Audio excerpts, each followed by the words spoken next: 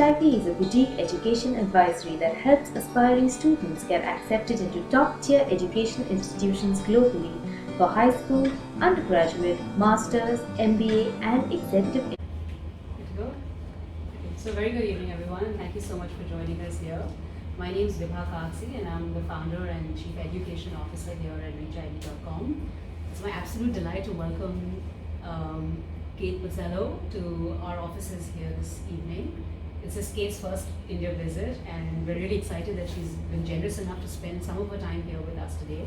So we're both hoping that we're going to make this an engaging session for you, and you get to learn a little bit more about Yale than you came here knowing. So first and foremost, thank you so much, Kate, for coming here today. And if you could just give us a little bit of your background and what made you join Yale. Sure. So again, my name is Kate. So I joined Yale just about 2 years ago. So previous to that, was working in undergrad admissions. So I was working with lots of 17 and 18-year-olds, trying to help them, figure out where they wanted to go to college, and kind of realized that I was ready to make the next step. And I think working in graduate admissions was kind of the next logical step for me. Working with people who have some work experience, who have kind of passions and have developed this mindset of where they'd like to go in their future. It's been very exciting. So I joined Yale actually not because of Yale for myself. My husband actually is a faculty member at the School of Management. So we moved from Boston 2 years ago down to New Haven, and I've loved it very much, and I'm so happy that he introduced the school to me, and we'll talk about all the reasons why I love it and why our students benefit from this school. But yeah, I've been there in the admissions office for 2 years. Oh wow, fantastic. Okay. So, we all know about Yale, and it's obviously got the pristine Ivy League status to it. But what really, in your eyes, makes Yale unique, and what are some of the USPs or the standout features that make Yale really special? Yeah, sure. So I have to start answering this question by saying the mission, hands down. So the mission of the school is to educate leaders for business and society. So the School of Management is actually one of the younger of the top business schools in the US. So we were founded in the 70s, and we actually weren't founded as an MBA program. We were actually a master's in public and private management, which is a little different, and I think very related to the mission. So the mission was actually our founding mission. And so ever since the beginning, Yale SOM has very much been known as a school where students can come and they'll be educated, not just kind of on the bottom line, but they'll learn how their decisions really impact society. So certainly that means that the students that are coming to us are coming from very diverse backgrounds as well. So we have a lot of students joining us from the nonprofit sector, and certainly going into very varied industries after, which we'll get to in a little bit.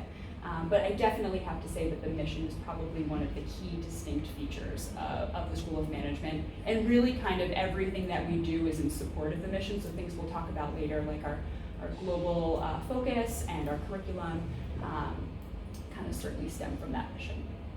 Okay, great. So let's jump directly into the course structure and the academic life at Yale SOM. So if you could just give us a broad overview of what the first year looks like, what the second year looks like, electives, concentrations, teamwork, all of it, just the whole academic experience at Yale. Absolutely. That's why you're coming, right, for the academic experience.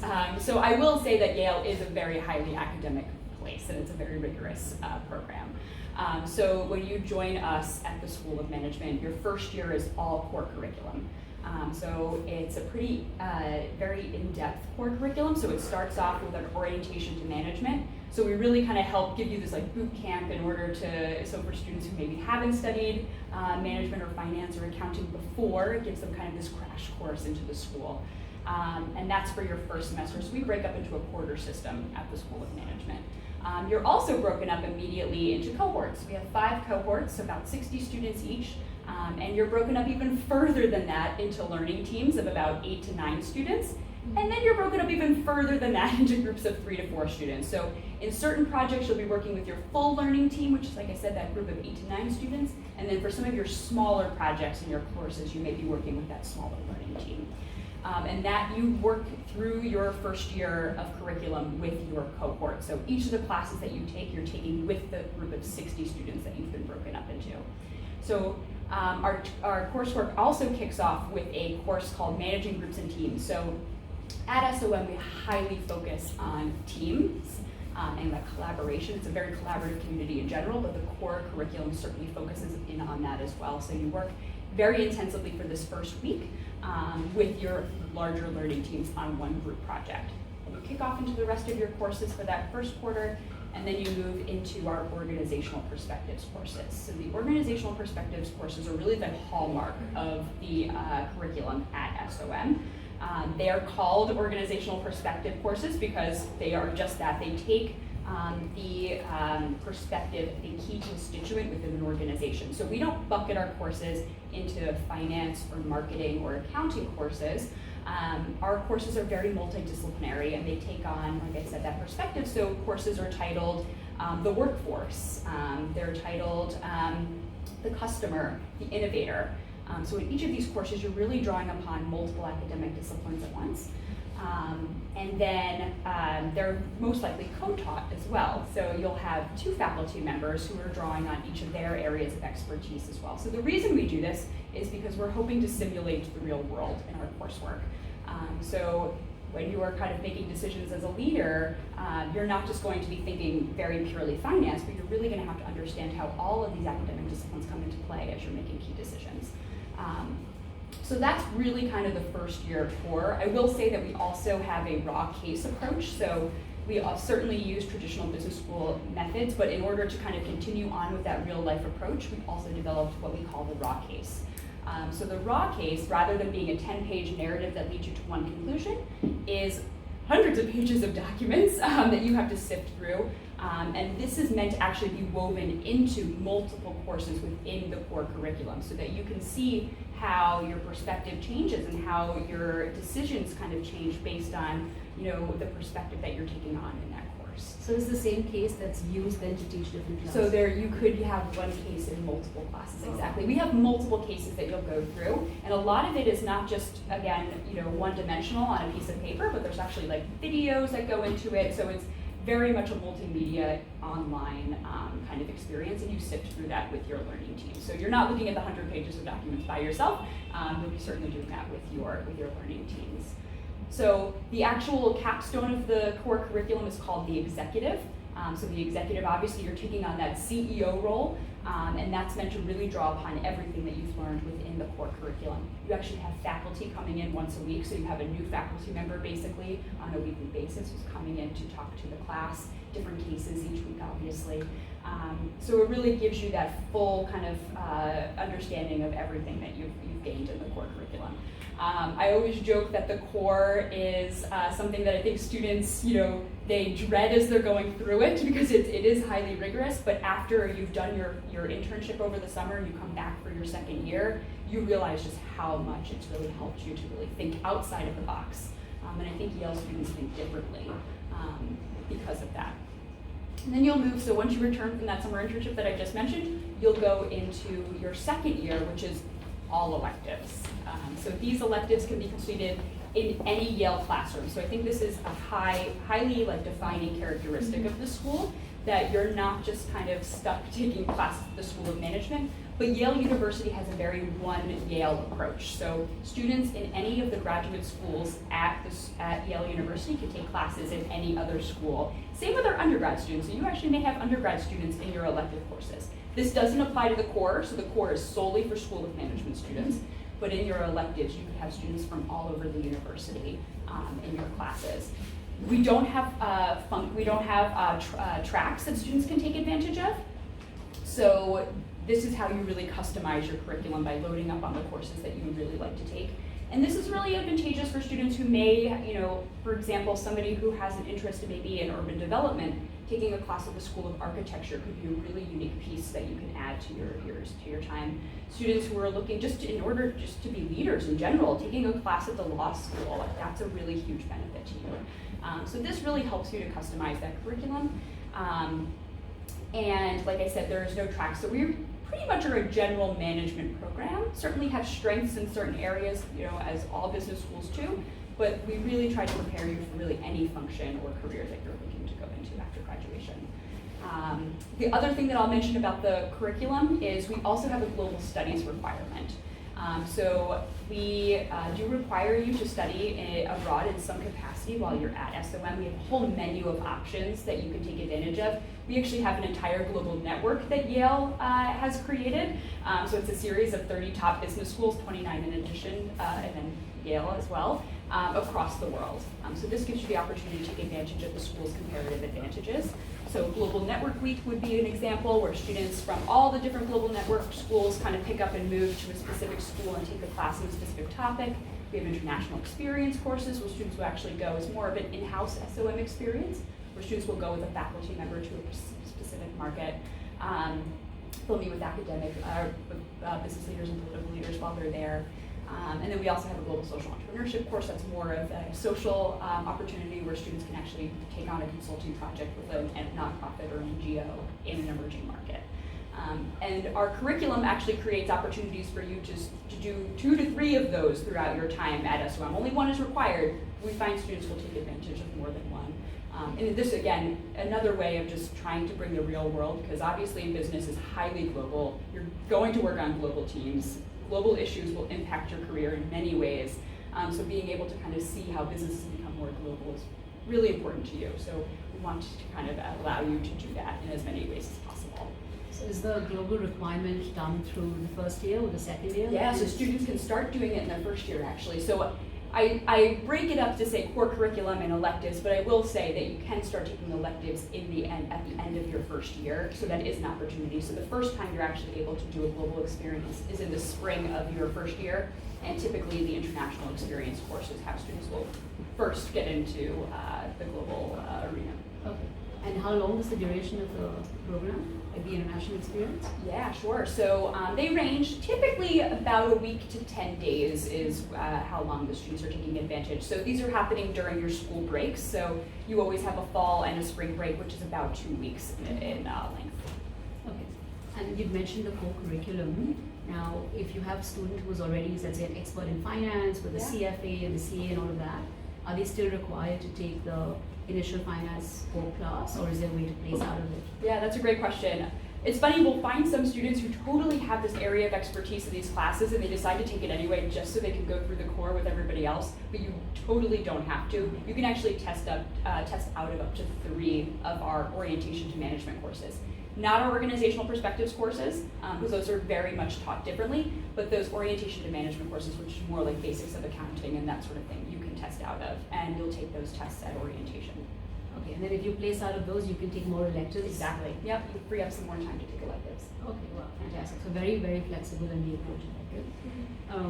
Moving out of academics, let's talk about the fun stuff. Sure, yeah. So a little bit about the clubs, the social life, like what does the day in the life of a Yale student look like after classes? Yeah, sure. What are some of the most popular clubs on campus? Yeah, sure, absolutely. So typical day, I mean, as you can imagine, so I will say that our structure is a little different. So we have classes Monday through Thursday. Friday is kind of reserved for you to work on group projects or most likely recruit. So that day is left open for company presentations, or if you're looking to go to New York City for the day, we're only about an hour and a half from New York City. This gives you the opportunity to kind of make those networking opportunities happen. But on a typical day, Monday through Thursday, obviously you're in class most of the day. We also have a common hour during lunch. So from 11:45 a.m. to 12:45 p.m., there are no classes going on. So this is a really busy time where you actually may have a club event going on. There may be a company presentation going on. The career development office may be hosting something. Another office on campus may be hosting something. So a lot of times this isn't a free time for you, but it is an opportunity for you to do something in your day and squeeze something else in there. And if you do have the time that's free, there may be a faculty who's hosting a lunch that you can go to, or like I said, you may be meeting with your learning team to just go over some work that you have to do that day. Once classes end for the day, there could certainly be a coffee chat happening with a recruiter or presentations. There's constantly recruiters on campus. We're very uniquely positioned where we're super close to New York, obviously close to Boston, and there's companies constantly coming through campus. Typically, I think we give you a few weeks or so to acclimate before we invite them to campus, but once that kicks off, that's going to be happening pretty regularly, especially if you're recruiting for something we'll talk about this in a little bit, but especially if you're recruiting for something really strict like consulting or banking, which happens really early. But you may have a company presentation. You'll definitely have some club meetings that are happening. And students are basically going from, classes kind of end for the day around 4 or 5 p.m. Students are pretty much going until like 9 o'clock doing something or other. Sometimes it's really fun, so you may, so while you certainly may be involved in some of the professional clubs, which I'll talk about in a second, you also may be doing some kind of fun clubs like our hockey club, which is one of our most popular clubs on campus. So most of the students in the hockey club, this horrifies me to my core, have never skated before and are participating in this hockey club. Yale itself is very much a hockey, it's very much a hockey place, so hockey is one of the big sports. And the rink just happens to be literally a block away from the School of Management. So the big game every year is called the Garska Cup. It's the first years versus the second years. The first years have never won, probably because none of them have ever skated before. But there's clubs like that. There's clubs like the Food and Wine Club, where there's actually somebody who comes in and actually teaches you on food and wine, which I guess some people could think of as professional, because as you're going to business dinners, being able to know what a bottle of wine is may be really helpful to you. But that's just me kind of spinning it for you. I think it's more just a fun opportunity for you. And then again, lots of sports clubs, lots of fun events that may be happening. Voices is another great opportunity, I think, for students. I think it really speaks to the Yale SOM culture. So where a group of students get up every week and talk about something personal to them. And it's a really popular club, since there's a lot of students there, just to kind of hear, what their fellow students have to say. So lots of things will kind of be happening that you'll want to take advantage of, and that's just at SOM. As I mentioned, we have a very one Yale approach, so there could be things happening outside of the School of Management that you'll want to take advantage of as well. So any clubs there's a lot of clubs that unite all of the graduate programs as well, like SOM United is a soccer football club, so that you can take advantage of that as well. Sci-City is our Center for Innovative Thinking at Yale. That is our entrepreneurship hub for Yale University. They're constantly having, pitch competitions, they have speed dating opportunities. They had a blockchain boot camp a few weekends ago. So there's lots of things that you can take advantage of at Yale as well. So your time is very limited. There's going to be a lot of things pulling on you. But again, a lot of it is also really fun. Every Thursday, to help you all blow off steam, we have what's called our closing bell. So again, Thursday is the end of classes, so closing bell is the weekly happy hour. So it's just for students to just kind of come, have a drink. It's school sponsored, and just relax for a little bit, chat with your friends. A lot of times it will be sponsored by a club as well. So there are a lot of our students, our international students will host based on maybe things that are coming, like for Diwali maybe, they'll host something specific so that everybody who isn't really experienced in that particular culture or that particular event will be able to kind of learn about it as well. So it's fun, but also sometimes educational as well. But lots of things happening is, I think, the biggest thing. I mean, having been through the MBA experience, I heard of FOMO, but you've experienced serious FOMO. That's all I hear. These campuses. That's all I hear. Oh my God, they just spoil you for choice. You just do not know what to do with your time, because you spend half your day in classes, and then there's this buffet of things available, and it's literally like an all-you-can-eat buffet. So it's like, how much time do you want to spend on what activity? And I think schools make it really, really special for you. So they really curate the whole experience. Every day is curated for you. It's really up to you how much you can take on and how much you're going to sort of let go of. Since there were some people from college, and I think a couple of people raised their hands, if you could just briefly address the Silver Scholars Program. Sure. And just tell people a little bit about what it is. Yeah, absolutely. So the Silver Scholars Program is an opportunity for college seniors to apply to the School of Management. It is not a deferred admissions program, so I think that's a pretty popular way of going about direct entry. Ours is more direct entry, so you actually apply and you'll join us immediately after you graduate. So you'll graduate, and you start with us in August with the rest of the students. The Silver Scholars are completely ingrained within the MBA program, so it's not a separate program. So I think the name sometimes makes students think that they're going to be in their own little cohort and go through the program by themselves. You're fully immersed in the MBA program. You're interwoven through the cohorts and through the learning teams. And honestly, nobody will know you're a Silver Scholar unless you tell them that you're a Silver Scholar. Even the faculty members have no idea that you're a Silver Scholar. So it's an opportunity for you to basically really, speed up your career. Like, you graduate, You take advantage of our program. I will say it is a little bit longer than our traditional program. So traditional MBA is 2 years. Ours is the Silver Scholars is a 3-year program. So you join us for the first year of curriculum, and then you leave us for a year to do a year of internship. And that's to kind of get you up to speed to where our other MBA students are, obviously. So you get that full year of work experience, and then you come back to us for that last year of curriculum. And then you're leaving with a post-MBA role. So after 3 years, you already have a post-MBA role and your MBA under your belt. So you're really springboarding yourself into your career. Okay. And you apply in your senior year. Yep, exactly. You apply in your senior year. The application is exactly the same as our MBA program. The only thing is different is we ask if you're a current college senior. That's it. The recommendation structure is a little different. You'd submit one from your faculty member. And the interview structure is a little different for Silver Scholars. We're obviously looking for very mature students who can handle being in a room of students who are much older than them and have much more experience than they do. So we want to make sure that the Silver Scholars that we're admitting have great internship experiences and feel comfortable being able to speak up in a room where, again, they are not at a disadvantage, but maybe perceivably, they don't have that much work experience. So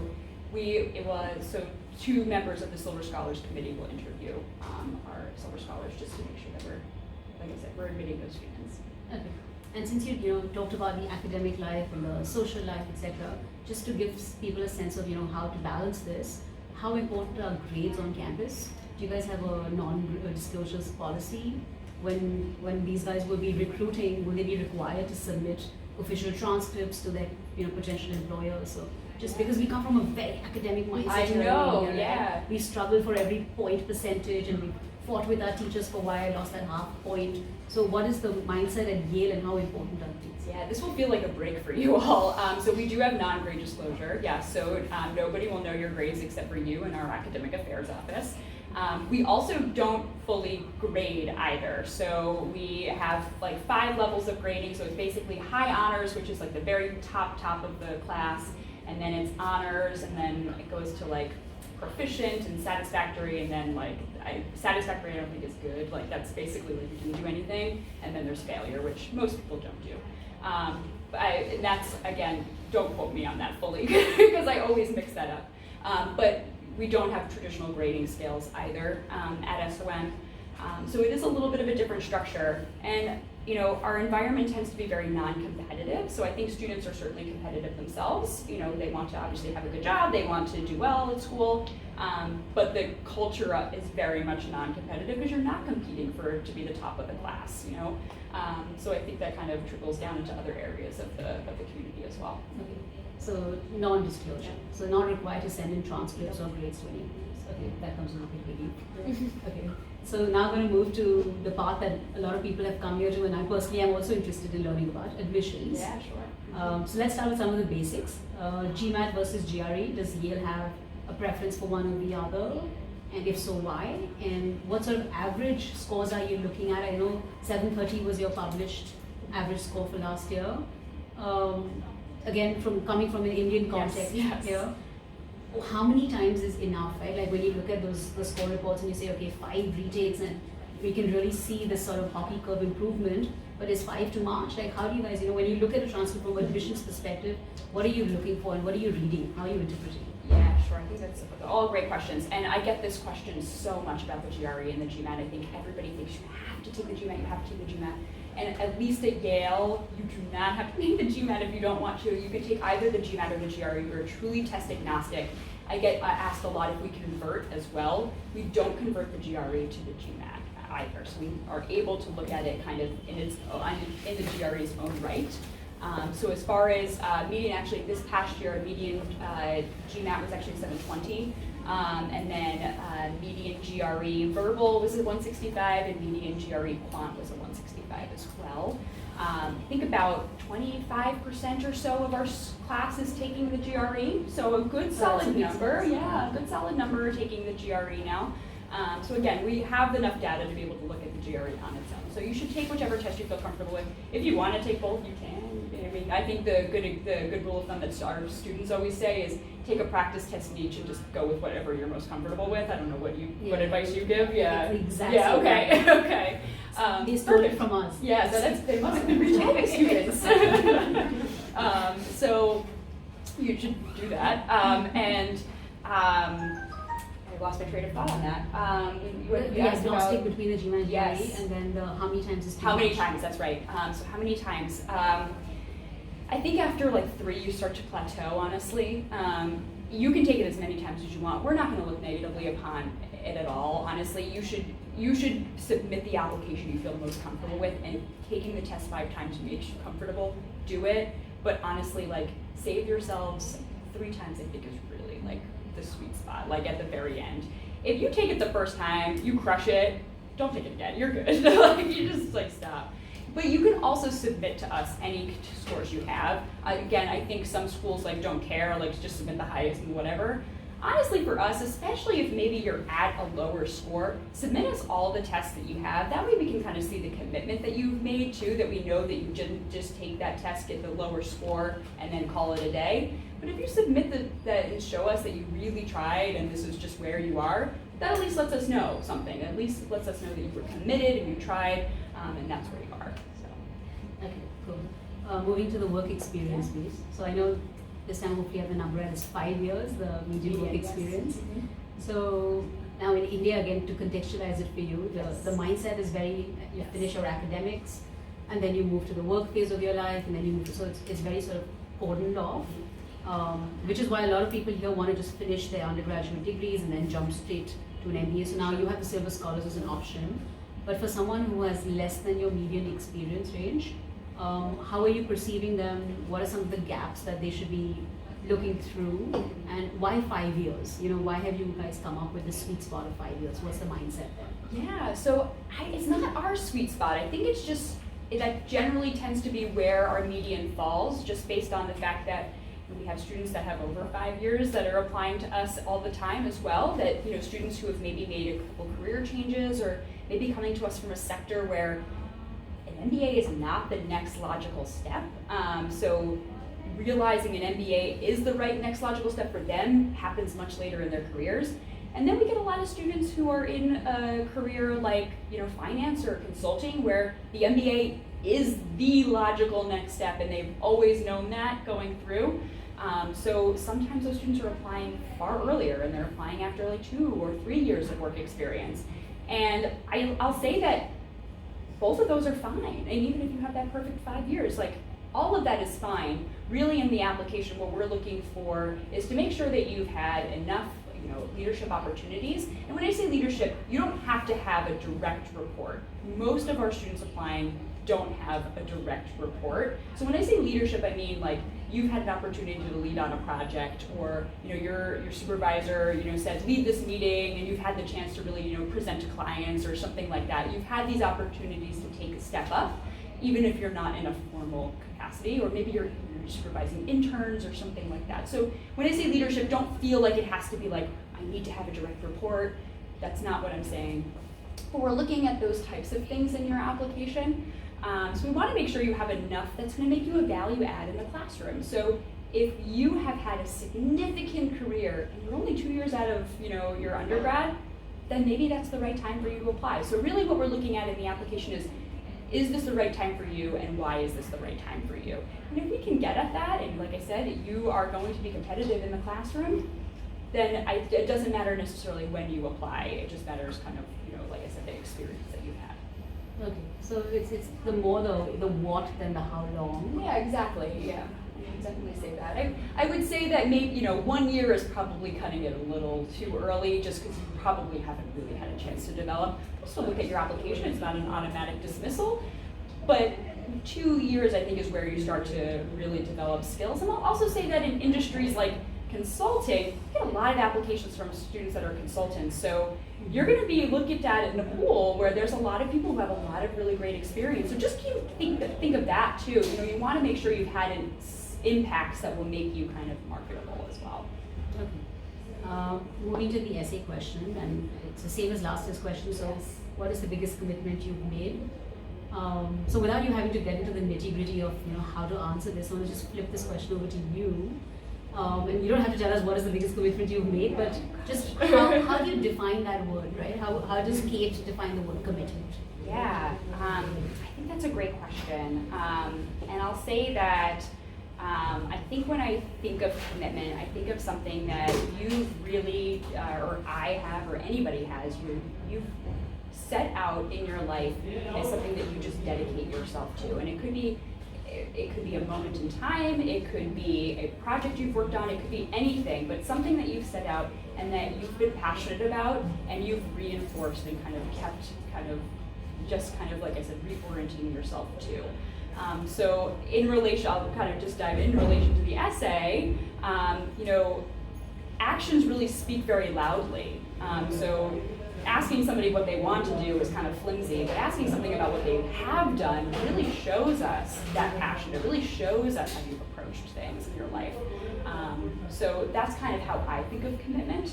And I'll say that just for the essay, it doesn't matter what the commitment is really. It's that approach that we're really excited about learning about. Okay. And this year you introduced this behavioral component to the application, so if you could just shed some light on it. Yeah, so the behavioral assessment is a brand new feature of the application. So our application's been pretty standard for the last few years, but we're always looking for ways to measure students that are just outside of test score or their academic profile. So a few years ago, we instituted video questions. That was a really great way to get to know students.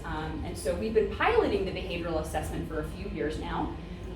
And so this is the first year it's actually part of the application. And just logistically speaking, it's actually not available to you until you submit your application or pay your application fee. So if you try and go on to look at what it is, like right now in your application, you can't have access to it until you actually submit. But the behavioral assessment itself is a series of 120 statements. And it's a forced choice model, so you actually have to pick something that corresponds to how you would behave. And we're measuring a set of inter and intrapersonal skills within that. So again, this is just meant to be another metric that we can judge an application by, and the hope is that we can use this to take a chance on a student, again, who maybe has a lower testing profile or a lower academic profile. So that'd be no one in this room. No, exactly. Nobody in this room. And I'll also say that we're using it with a light touch. So it is not meant to weed people out of the admissions process. It's only meant to help people in the admissions process. Okay, so more like a behavioral psychometric assessment Yes, test. exactly. Okay. Yeah. So there's no prep. There is no prep that you can do, and there's no prep that you should do. There's no prior knowledge necessary. There's no gaming the system. No gaming the no system. prep. That's why we love it. There's no notes I can buy before. Well, at least not this year. We'll Okay. see. Yeah. Okay, let's see what We'll happens. see what pops up on Thursday. Okay. Moving to the interview phase, because it's sort of the culmination of the whole application process. So I know, you have some standard guidelines on the website, but since we have the pleasure of having you amidst us, a little sneak preview into what actually happens once we hit the submit button. Yeah. Who looks at this? How many people on the admissions committee? Who has the final say? Could you just give us the whole thing? Yeah, no, I think that's a great question. And honestly, every school does it so differently. And it's funny, I was so surprised to hear that schools do it differently, because I think ours is the best one. We in the process, similar to the application where we're trying to look at students in very different ways, we also are trying to eliminate bias in the application in as many ways as possible. So because of that, our process is highly manual. So there's 10 to 12 of us maybe in the admissions committee. And we review each application. Each application has 2 readers. So there's 2 people who look at it at least once. And then each application also comes to committee at least once. So the committee will look at your application, and the committee meets twice. So the committee will meet to decide who gets an interview, and then the committee will also meet again after those students have interviewed to decide actually who is admitted to the school. And again, we do our best to eliminate any bias that can possibly happen. So actually, we don't know who's interviewed the student, so we've kind of removed that from the process as well. So interviews are conducted by second-year students, but we don't know which student has conducted it. So again, that removes that element there. We also do our best to make sure it's a long day of committee. So we want to make sure that because we're cranky before lunch, that's not affecting our decisions as well. So there's lots of things that we take into consideration as we're going through this process. But what I really like about this process is it's not just one person who's making the decision, but the readers who have read the application and really feel connected to this person can really come and really, talk about that applicant on their behalf, which I think really helps the rest of the committee to see things in the application that maybe they couldn't see if they just quickly looked at, your test, your interview score, like all of those things. But the admission committee member can really bring your application to life as well. So I really love this process. And then the whole committee sits together. The whole committee sits together, yeah. On every application. On every application, yeah. Wow. Okay. Okay, so it's really eliminating biases of all sorts. Yes, exactly. Okay, terrific. Okay, so moving out of admissions and to life after Yale, because for a lot of people, education is obviously a means to an end, and the end being the perfect job. Getting a job, yeah. So what is the career support that Yale provides? What industries are you seeing people going into? I saw some technology and stuff on your website, Sure. foremost. So a little bit about the main sectors, what support they give, and then I'm going to then touch upon the elephant in the room, which is the visa situation. Sure. But let's talk about the happy stuff first. Yeah, okay, great. I didn't mention this actually when I was talking about student life, or I kind of touched upon it, but we have a whole slate of professional clubs at SOM. So everything kind of starts with the Career Development Office. So our CDO is split into two. So we have half of the team who works on engaging employers. So their whole role is making sure that we have recruiters constantly coming to campus. They do a really nice job of, I think, gaming the system as well. So like for employers who don't have the means to recruit on campus, we have really nice conferences like the Philanthropy Conference or Economic Development Conference. So when those people are coming to campus, we're like, do you want to talk to some students? So we really engage employers in a lot of really meaningful ways. And I'll also say that a lot of our students aren't recruiting for life after SOM to stay in New Haven. Most of them are looking to go somewhere else, whether that's on the west coast of the US, whether that's in Latin America, whether it's Europe, whether it's coming back to India. So a lot of the recruitment also happens electronically as well. So we set up a lot of means for you to be able to talk to recruiters abroad as well. But so the CDO, so that's one half of the CDO. The second half of the CDO is our coaches. So they're meant to really help prep you on your future careers. I'll say that I think like 70% of our class are career switchers. So most of you are getting an MBA because you want to change your job. Some of you want to change it completely. Some of you may just want to change industry. Some of you want to change functions. So career switching comes in a lot of different ways, but some of you might want to do something completely different, and a lot of you feel like you might be at a disadvantage. But I'll say that the prep that you get from the CDO and from the coaches is really going to get you to where you need to be to recruit for these jobs after graduation. We also have second-year students that work in our career development office. So again, this goes back to the very collaborative community that SOM has. Our second-year students are there to help you through this process. And they help you in many ways. So one of these ways is as a career coach in the career development office. So you're talking to somebody who literally just recruited for what you want to go into. And so you're really getting the most up-to-date information about what their process was like and what they had to go through. We also have these professional clubs that I mentioned. So the consulting club, finance club, consulting club is probably one of our largest clubs on campus. And then it ranges all the way, real estate to sustainability, lots of different clubs on campus for students that are recruiting. And again, the CDO comes into play here as well. So while all of our clubs are student run and there's no cost to join any of our clubs, our CDO also steps in to make sure that you're getting, the right kind of preparation. So there's an employer person in each club, so making sure people are coming to speak to your club. And then there's also a career coach who works on the curriculum of the club as well. So curriculum in the club, like you're working hard in these clubs. You're not just coming and sitting and like having a casual session over wine. Like you're really working in these clubs. You're learning how, for example, for consulting, you're learning how to case in these clubs. So this is, these are really academically focused opportunities. So then I haven't even mentioned alumni. So alumni play a huge part in your recruiting process as well. So when you join SOM, you get access to all of the SOM alumni. You also get access to all of Yale University as well. So this really, especially if you're recruiting for a really niche industry, this really opens up a lot of doors for you. And especially if you're recruiting abroad, this really helps to kind of open the doors to alumni that were maybe from other schools at Yale as well. So the alumni will also play a huge role. And a lot of times they're actually the ones coming back to campus that are giving mock interviews to you, or they may actually be doing your first round interviews on campus as well, especially if you're recruiting for consulting or banking. So getting to know them is really, really important. But they'll be on campus a lot as well. So a lot of times the recruiters that are on campus are alumni. We also host job treks as well. So again, I mentioned a lot of students are recruiting not just in kind of the East, all over the place.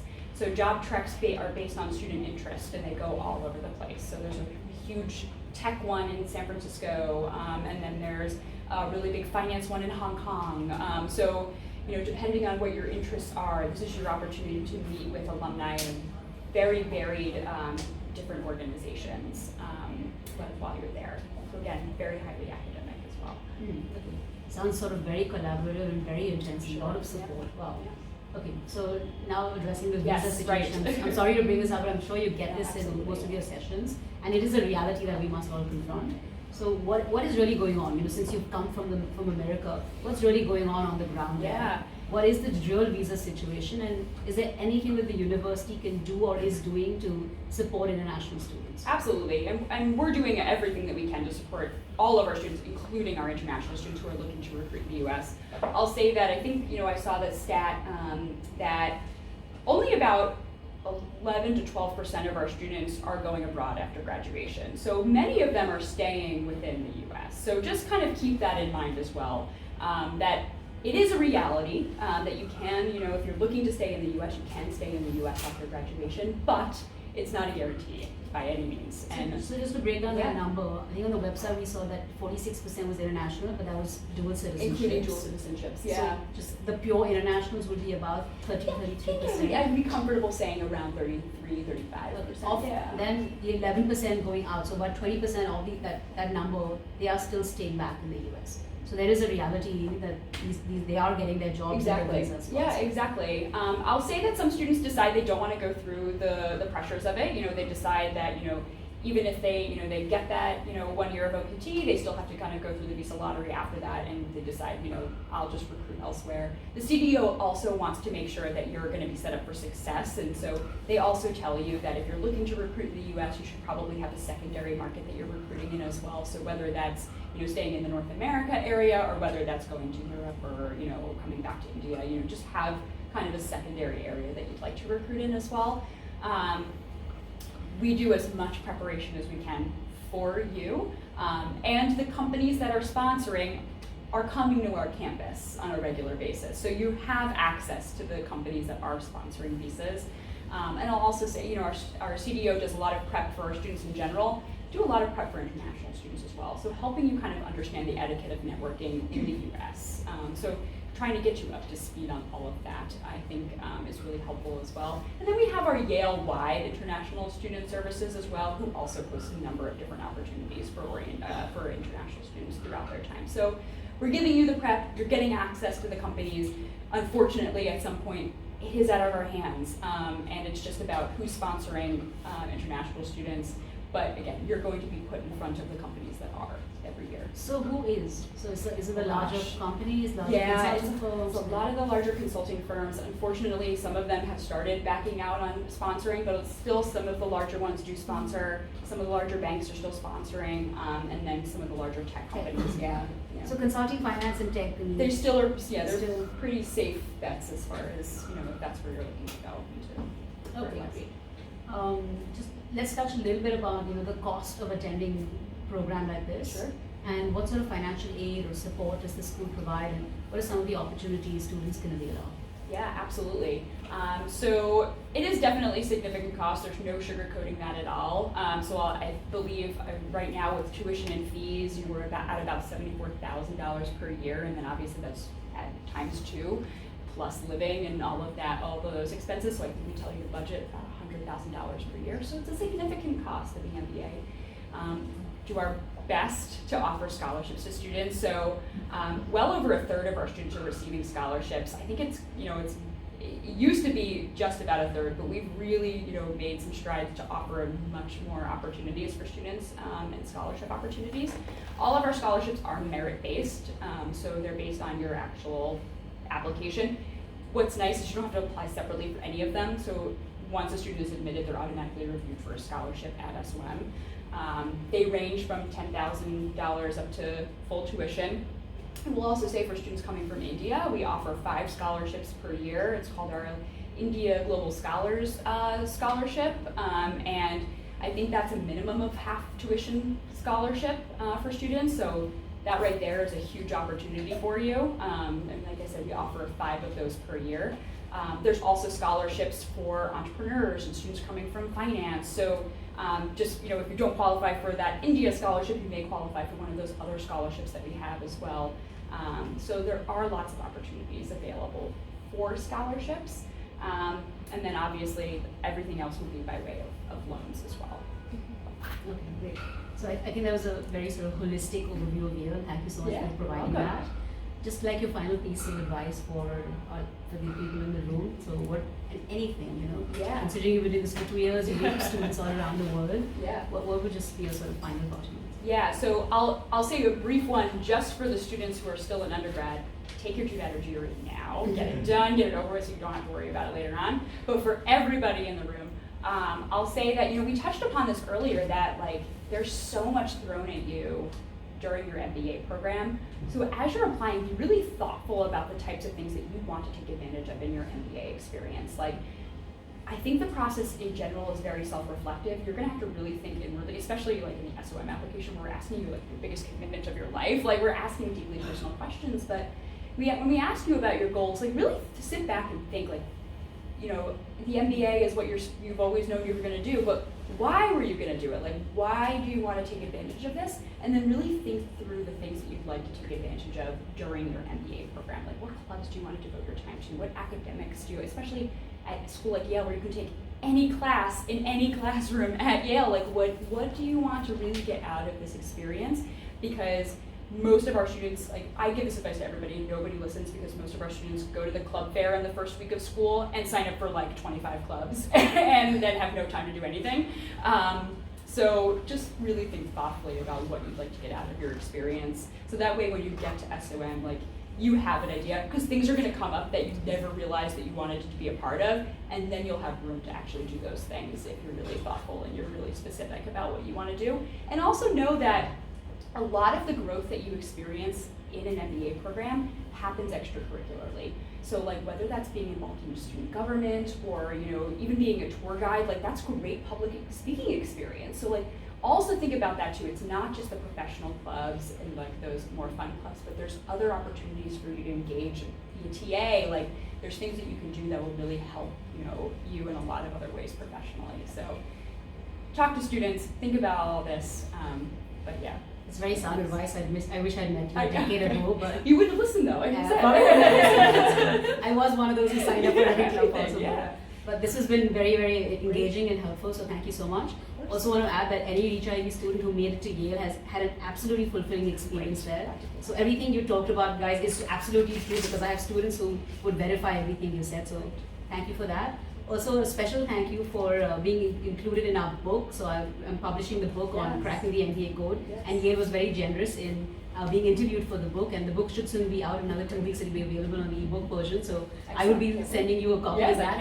Thank you so much for being generous enough to feature in that. So thank you so much. It's been a great session. Thank you all on the digital platforms for listening. Thank you so much. So thank you all for coming, and Contact us at help@reachiv.com for any further queries, and join us on Facebook, Twitter and YouTube.